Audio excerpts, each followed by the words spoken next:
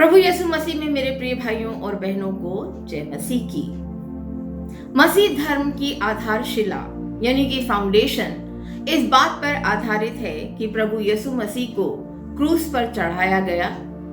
उनकी मृत्यु के बाद वे तीसरे दिन पुनः जीवित हो गए और वे सिर्फ जीवित ही नहीं हुए बल्कि उसके बाद वे 40 दिनों तक अपने शिष्यों के साथ और उनके सामने प्रकट होते रहे। यानी कि ईस्टर पर्व is the cornerstone of the Christianity. कहते हैं कि अगर प्रभु यीशु मसीह पुनः जीवित नहीं होते तो मसीह धर्म प्रभु यीशु मसीह के साथ सलीब पर मृत्यु पा चुका होता। पवित्र शास्त्र बाइबल में लिखा है कि फिर अमरतिया के यूसुफ ने पिलातुस से जाकर प्रभु यीशु मसीह की लाश मांगी और उन्हें क्रूस से उतारकर बारीक चादर में लपेटा और एक नई कब्र में रखा। कब्र के सामने पहरा लगा दिया गया ताकि कोई भी प्रभु यीशु मसीह की लाश को चुरा कर ना ले जाए। और फिर तीसरे दिन आज सुबह कुछ स्त्रियां, जिसमें मरियम मगदलीनी भी शामिल थी, सुगंधित द्रव्यों को लेकर मसीह की कब्र पर आईं ताकि वे मसीह की लाश को उन सुगंधित द्रव्यों में लपेट दे ताकि वह लाश कुछ दिनों तक और न सड़े। लेकिन जब वे मसीह की कब्र पर आई तो पत्थर खिसका हुआ था और कब्र में प्रभु यीशु मसीह की लाश नहीं थी। वे घबराकर यह सोचने लगी कि वे शायद किसी गलत कब्र पर आ गई हैं और इधर उधर प्रभु यीशु मसीह की कब्र को ढूंढने लगी। सामने एक माली के रूप में एक व्यक्ति खड़ा हुआ था और मरियम मगदलीनी ने उनसे पूछा कि क्या तूने मेरे प्रभु को देखा है? क्या तूने मेरे प्रभु की कब्र को देखा है? और वे रोते हुए उस माली से पूछने लगी कि क्या तू जानता है कि उसकी लाश कहाँ रखी गई है?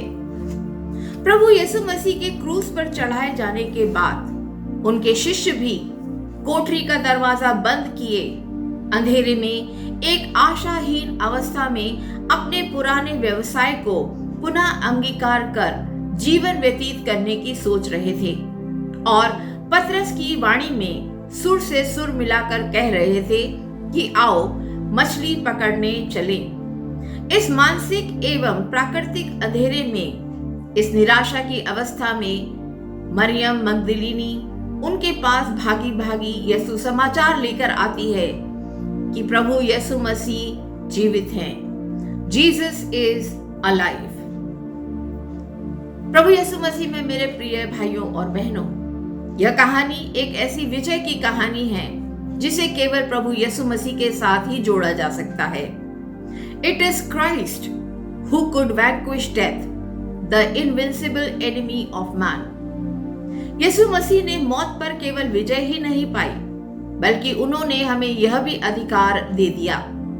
प्रभु यीशु मसीह कहते हैं कि जो मेरे पास आता है मैं उसे अनंत जीवन देता हूं। संत पौलुस अपने विचार व्यक्त करते हुए लिखते हैं कि जो शिष्य प्रभु यीशु मसीह की कब्र को खोजने को निकले थे, उनकी लाश देखने को निकले थे, उन्हें वहां पर मृतक प्रभु यीशु मसीह नहीं मिले, परंतु जो यीशु मसीह उन्हें मिले वे जीवित हो चुके थे क्योंकि वे परमेश्वर के पुत्र थे और परमेश्वर ने उन्हें मृत्यु के बाद पुनः जीवित कर दिया था।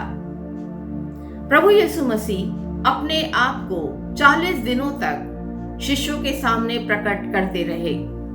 शायद मरियम मगदलीनी के हाथों जो उन्हें शुभ समाचार मिला था, उसके प्रमाण उन्होंने अपने शिष्यों को दिए कि वे जीवित हैं।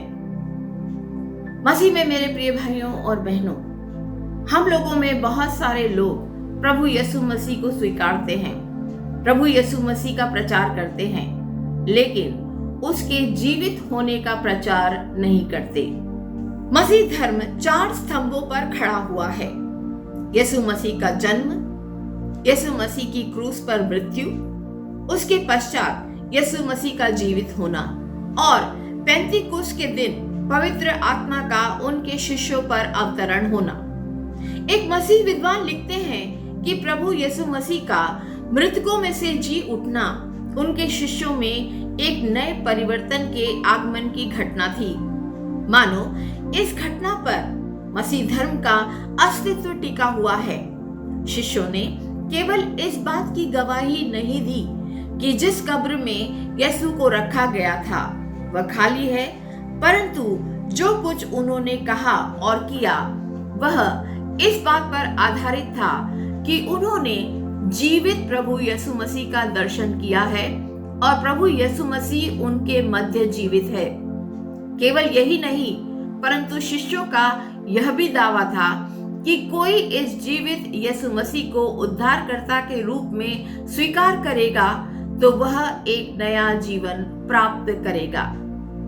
वैसे तो शुभ शुक्रवार पर पलायनवाद ने यीशु के शिष्यों के हृदय पर अपना राज्य कायम कर लिया था। वे भयभीत होकर छिपे बैठे थे, परंतु ईस्टर अनुभव ने उनमें एक नया जीवन फूंक दिया। यहाँ तक कि बहुतों ने प्रभु यीशु मसीह के नाम पर शहादत कबूल करी। मसीह में मेरे प्रिय भाइयों और बहनों, मसीह धर्म उस वार्तालाप से आरंभ होता है जो परमेश्वर मनुष्य के साथ करता है। यहाँ पर परमेश्वर मनुष्य की खोज नहीं है, परंतु परमेश्वर ने मनुष्य को खोजा है। हम लाख प्रयास करें, लाख प्रयत्न करें, हम परमेश्वर को नहीं देख सकते, लेकिन परमेश्वर अपने आप को हमारे सामने प्रकट करते हैं। जैसा कि प्रभु यीशु मसीह ने अपने आप को पौलुस के सामने प्रकट किया था, उन दो शिष्यों के सामने प्रकट किया था जो इमाउस के रास्ते पर जा रहे थे। वे प्रभु यीशु मसीह को पहचान नहीं सके और जब प्रभु यीशु मसीह ने उनकी आंखें खोली तब वे प्रभु को पहचान पाए। प्रभु यीशु मसीह उस झील के किनारे आकर खड़ा हो गया, लेकिन शिष्यों ने उसे नहीं पहचाना। तब उन्होंने अपने आप को शिष्यों के सामने प्रकट किया। आज हम अपने पापों के अंधेरे में इस तरह से घिर गए हैं कि हम प्रभु यीशु मसीह से स्वयं जाके पूछते हैं कि क्या तुझे पता है कि उसकी लाश कहाँ है। हम आज भी मृतकों में प्रभु यीशु मसीह को ढूंढ रहे हैं। यदि हम अपने ज्ञान को अंगीकार करते हैं तो हम परमेश्वर को नहीं देख सकते। परमेश्वर स्वयं हमारे ज्ञान को एक तरफ करते हैं और अपने आप को प्रकट करते हैं। वे कहते हैं कि मैं यहाँ जीवित खड़ा हूँ, मुझे तुम क्यों नहीं देखते, क्यों मुझे अब भी मृतकों में ढूंढ रहे हो। सच तो यह है कि अगर हम मृतक यीशु की तलाश में हैं तो जीवते प्रभु यीशु मसीह को कैसे पहचानेंगे। We are seeking Jesus Christ though with full determination, but seeking the dead body of Christ, looking into wrong direction. मसीह इतिहास नहीं है, प्रभु यीशु मसीह वर्तमान है। क्या हमने थोमा की भांति इस बात की हट की है कि जब तक मैं अपनी उंगली उसके घाव में डालकर न देख लूं, मैं यीशु के जीवित होने पर विश्वास नहीं करूंगा। क्या हम केवल पूछताछ ही कर रहे हैं कि उसकी लाश को कहाँ रखा है? क्या हम इमाउस की राह पर चलते हुए यीशु के दो शिष्यों की भांति प्रभु यीशु मसीह से ही पूछ रहे हैं कि क्या तू यरूशलेम में अकेला परदेसी है जो नहीं जानता कि इन दिनों में उसमें क्या क्या हुआ है? प्रभु यीशु मसीह का देहधारी होना, उनकी मृत्यु और पुनरुत्थान, ये तीन घटनाएं मसीह धर्म के तीन मुख्य स्तंभ हैं जिन्हें कभी भी एक दूसरे से पृथक नहीं किया जा सकता। यदि प्रभु के पुनरुत्थान की घटना न होती तो मसीहत भी मसीह के साथ क्रूस पर दम तोड़ देती। मसीह में मेरे प्रिय भाइयों और बहनों, पुनरुत्थान हमारी आशा है, हमारा विश्वास है। जिस प्रकार परमेश्वर ने प्रभु यीशु मसीह को मृतकों में से जिलाया, उन्हें जिंदा करा, उसी प्रकार एक दिन हम भी मृतकों में से जिलाए जाएंगे। संत पौलुस बहुत जगह लिखते हैं कि किस प्रकार भिन्न भिन्न लोगों को भिन्न भिन्न समय में जीवते प्रभु यीशु मसीह ने दर्शन दिए।